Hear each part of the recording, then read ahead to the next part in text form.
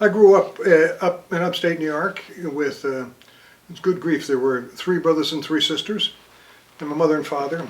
And politics was not an issue all through that growing up. And I tended to vote for the liberals, for Democrats, but not all the time. I sometimes voted differently from that. I remember when I was in the Army, I think I even voted for a Republican once for president. And but now I look at different things, and I'm prone to vote one way. You know, you think I'm going to vote for all these candidates in this one party, the Democratic Party, but then I try to evaluate everybody and see if there's some good people on the other side that I could vote for, and I'd vote for them if I could find them. But I just you search, you look, and maybe there's some things I don't like that some of the Democrats do, and so I'm against those people. But the alternative is much worse, so I go back and vote for the Democrats. And I do these vote every election. I've done that for the last 10 years or so, maybe longer, and show up. Now, what does my vote mean? If you look at all the numbers, it doesn't mean a lot. You know, the way they do things, like right now Virginia, some of the swing states are important. Voting in Virginia is important. Voting in some of the others, voting in all the other swing states is important.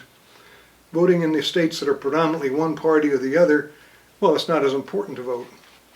But in Virginia, it is important to vote. And I think, well, I predict, my crystal ball says that that Obama is going to get reelected, and that the Senate will stay Democratic, and the House may switch over to be Democratic. I think it will, but it may not. But I think more than likely, the Senate will stay Democratic. Well, the issue is, what do you expect that Obama needs to do in the next election, in the next 4 years? And it's also true with the the House and the Senate, what they need to do.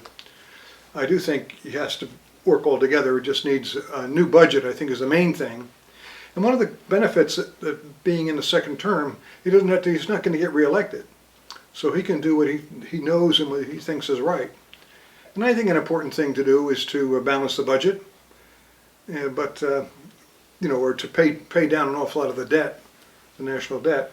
I do think he's right about persisting in this, have extra taxes for the wealthy. I think that's an important thing to consider. They do more, they get more stuff. The federal government has to pay for the Navy and the Army and all that stuff, and an awful lot of that money that those millionaires make is because of the international trade, and so they should pay a higher share than everybody else. So I think that's appropriate.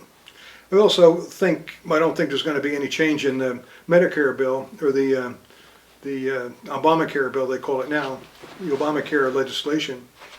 I just think that's, carrying that out. I don't see any change in that happening.